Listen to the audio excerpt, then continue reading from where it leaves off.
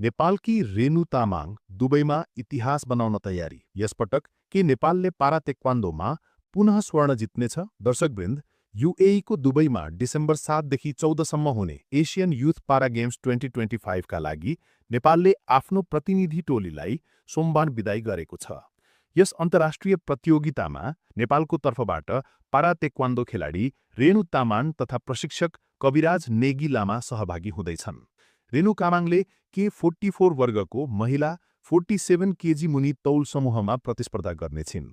प्रशिक्षक लामाका अनुसार नेपाली टोली सोमबार राति नै दुबई प्रस्थान गरिसकेको छ। यसपटक दुबईमा हुने पारा तेक्वान्दो प्रतियोगिता निकै प्रतिस्पर्धात्मक हुन अपेक्षा गरिएको छ। 18 राष्ट्रका 90 भन्दा बढी खेलाडीहरू यसपटक सहभागी हुँदैछन्। प्रतियोगिता डिसेम्बर 12 र 13 मा दुबईको हायर कलेज अफ टेक्नोलोजीमा आयोजना हुनेछ। यदि इतिहास हेर्ने हो भने पछिल्लो संस्करण सन् 2021 मा बहराइनमा भएको प्रतियोगितामा इरान 3 स्वर्ण सहित शीर्षस्थानमा थियो।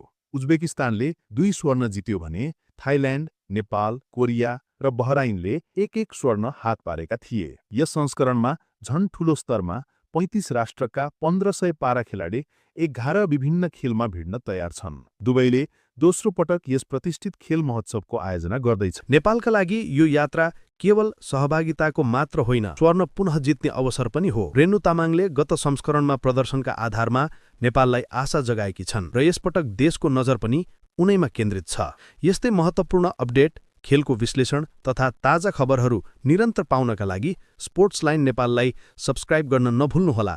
साथै फेसबुक र टिकटकमा हेर्दै हुनुहुन्छ भने फलो गर्न पनि नबिर्सनुहोला।